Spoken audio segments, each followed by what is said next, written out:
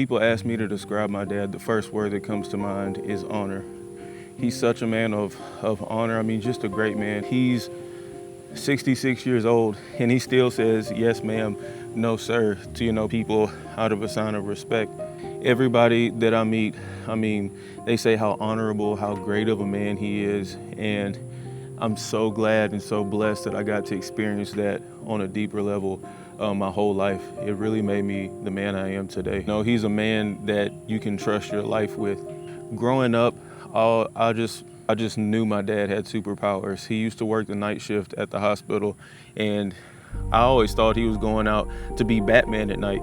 I never knew, what his job title was, any of that. All I knew that was when night came, Batman was a big black man, and so was my dad, and he was going to be a superhero and save the world at night.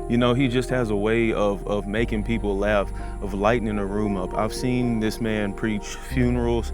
I've seen him, do eulogies and different things. He always finds a way to lighten it up. He can turn hard situations into some not so hard ones just because that's one of his God-given abilities. I even see that in myself today. At work we may be having rough days, our boss is yelling at us, whatever the case may be. But to just make people feel like it's gonna be okay, no matter what you're going through, no matter what your day may seem like, no matter what season you're in, that God is gonna get the glory and that it is gonna be okay. I see so many pieces of my dad in myself today. He taught me to just be a good, God-fearing man. Key word being God. Serve God, love God with all your heart, and don't lean on your own understanding. Sometimes in this life, things are going to come at you that really test your patience, that test your character, that test your judgment. And you have to believe, not only believe in God, serve God, follow God with all your heart to get past these things. My dad, he's faced a lot of hardships in his life, and I know 100% that if it wasn't for his trust in the Lord and his obedience to the Lord, that he probably, wouldn't even be here today.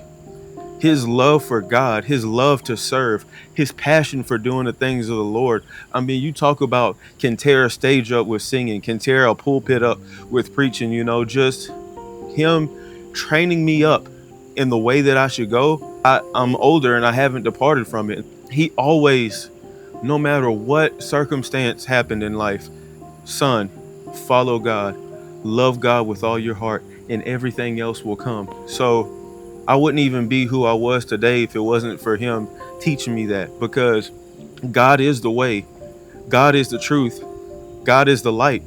And I got to see that in him. I saw my dad preach his mother's funeral. I'm pretty sure that's one of the hardest things that he's ever had to do. I've actually never seen my dad cry, maybe like twice in my life. One is when he was placed in the ICU with the Coxsackie virus, and we thought we were going to lose him. God kept him here. The other time was at my grandma's funeral. As tough as it was, I mean, everybody was tore up. Everybody was heartbroken. Grandma Medea, that was who would cook for us, who would pray for us.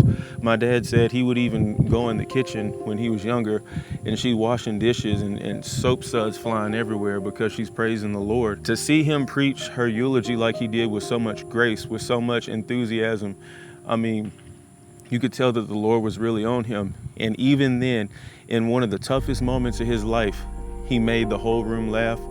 He brought up all the good memories about her, reminded us that this isn't a time to, cry, to weep, but this is a time to celebrate because she had gone to another place. He's been preaching before I was even born. I mean, playing instruments, preaching, writing songs. I don't believe that my passion for music would be what it is if it was not for him. He taught me how to pray. He taught me how to seek God. He taught me how to love, and I definitely would not be the person I am today without him in my life. Growing up, I always felt safe with my dad around. I always felt like there was somebody who was going to come to my aid, who was going to protect me.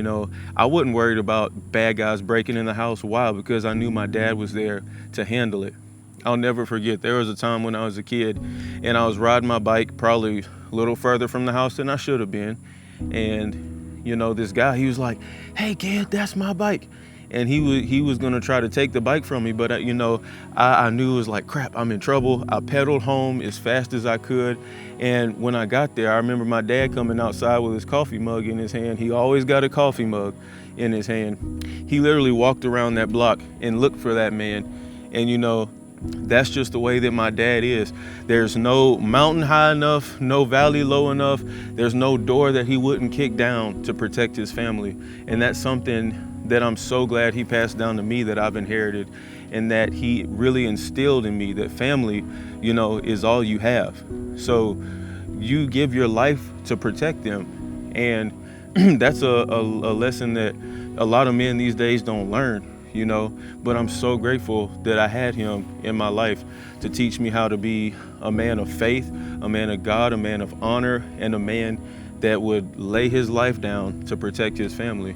He loves the Dallas Cowboys. I mean, good God. He's from Louisiana. Till death do you part, he's a Cowboy. I remember growing up, there were times we had to shut the TV off because the Cowboys haven't won a Super Bowl in years, and it would get his blood pressure up. He loves sports, he loves music. I mean, he plays just about every instrument imaginable that you could ever possibly play. And that's another thing, growing up watching him preaching, serving in church, playing his instruments. It's something that he doesn't just show up to church to do it, but you can tell through his singing, through his playing, that he's called to do it, that he has a passion for it, and he's passed that passion down to me. Some of the greatest times in my life were when I shared a stage, you know, shared a ministry with my father, and we were able to, you know, just flow. We knew each other so well. You know, he could start singing a whole nother song and I catch it right away, just because we had built that trust in each other. We know what each other would do. Something that he passed down to me that I see myself using every day. He gave me a great piece of advice. He said, you know, when life gets hard, and it will get hard, when seasons get rough, and they will get rough, you have to keep your head screwed on straight. You man up. You do what you have to do to protect your family, to make sure that there's food on the table, to make sure that your family is taken care of. My whole life, I've lived by the principle, you do what you gotta do to take care of your family. Even when it comes to like the people that I surround myself with. One time he preached a sermon entitled, "With Friends Like This, you know, who needs enemies?" And even to this day, I live by that. You know, you keep your circle small and don't let your left hand know what your right hand is doing. You know, we all have struggles. We all have things in our life that we do that we really wish we hadn't. There's times in my life I look back and I wish I could have taken something back that I did. One of those times was I had to be about maybe 19, 20 at the time, and I remember going to this party, you know, hanging with these people I shouldn't have been hanging out with. You know, everything was cool. I was having a good time. Everything was smooth. I fell asleep at this party, and when I woke up, there was a police officer banging on my window, and I had an open bottle in the car. I had a big over the legal limit knife in my car, and I went to jail that night. You know, of course, I called my parents. They already knew by the time I called them that I had went to jail. And, you know, I could tell, you know, there was some disappointment. They didn't raise me that way whatsoever. They raised me to be a good, God-fearing man that made good, sound choices and decisions. But sometimes, you know, you have to fall down to be picked back up by the ones you love and by the Lord. And this was one of those times. And I remember, you know, he was angry, but I think maybe the next day I still felt horrible. And, you know, he told me, man, it's gonna be okay. You know, you're gonna get through this. You make mistakes, but your mistakes don't define you, okay? Your past doesn't define you.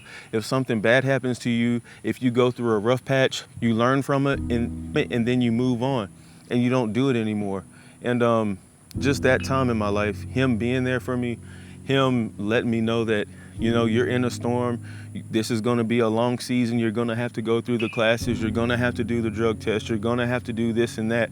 Even though it costed him a lot of money, he was really somebody that I could lean on during that time of my life.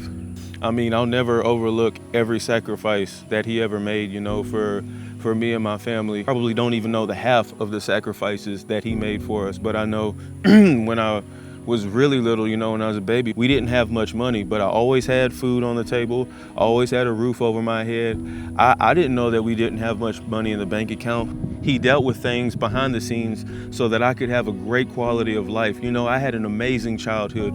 We went on trips, we did things. I know he made so many sacrifices, even not having a bank account full of money, even not maybe having the job that he wanted, but he made sacrifices so that we could always have, not even just what we needed, but what we wanted. I mean, I'll never forget my first time going to Galveston with him.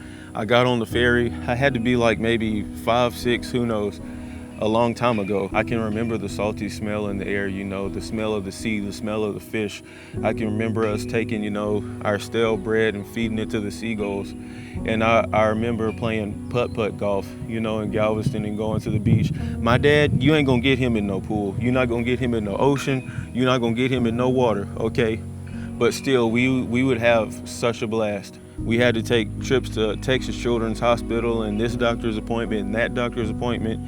And like every time I went with him, he made it feel like an adventure. Even though you're having to get needles stuck in you, even though you're having to be diagnosed with this and that in these test runs, just having him there for me was the best, gift that I've ever received. A lot of people in my generation don't have their fathers in their lives, but he wasn't only in my life, he was present and he was there. He was there to offer me guidance, to give me counsel, to teach me. I have what a lot of people are searching for, and I'm just so grateful that I get the opportunity to not only know who my dad is, but to have a relationship with him, a relationship where even to this day I can call him, hey, I don't know what to do. I got this, that going on in my life. Finances may be looking funny, my health is breaking down, but I know that the wisdom and the knowledge that comes from him, that he's gonna tell me the right thing to do. He's lived a lot of life. He's had a lot of experiences. They say experience is the best teacher, so I'm really grateful that he shares those experiences with me. So Dad, if you're having a hard day, I just want you to remember that God's not done with you yet. Your story's far from over. The people that you've impacted, there's more to come for you.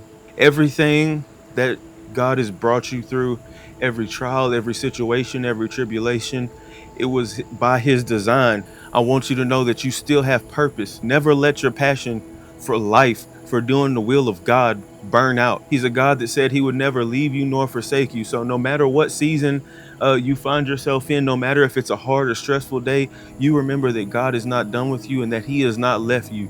Matter of fact, he's closer than ever. I can see it when I look in your eyes even. There's still a passion there. There's still a fire that burns inside of you. Don't let the devil put that fire out. Don't let the devil come to you with lies. Don't let him come to you with critiques and criticism. Oh, well, you could have done this. You should have done that. You were called by God, and you have a fire that burns inside of you that no devil in hell, no demonic entity, no force can put out. And I really need you to know that you will enter heaven and God will say, well done, my good and faithful servant, because you have given your life to him. And that's the most important thing. No matter what happens in life, I can find peace knowing that because of you and because of the decisions you made, because of your choice to serve God, not just you, but the entire family, me, mom, my children, the things that you passed on down generations, I know that we're going to heaven and we will all be with God. Dad, I just wanted to wish you a happy Father's Day, and I thank you so much for the many life lessons you've taught me, for everything that you've done for me. You aren't just a dad, but you are a father. There's a big difference, and we're living in a world where people need fathers now more than ever. Crime rates are through the roof. Men aren't even men anymore because of the lack of fathers in the home. I want to thank you for being who you are to me. All the lessons that you've taught me, every time you've bailed me out of tough situations. I'm almost 31 years old, and I know that I can call you at any time of the night, any hour. And I know that you're going to give me not just good advice, but you're going to give me God advice. Dad, from the bottom of my heart, I love you, and I owe you my life. I'll never be able to repay you for the things that you've done for me, but I just want to let you know on this Father's Day that I love you, and thank you for all you've done.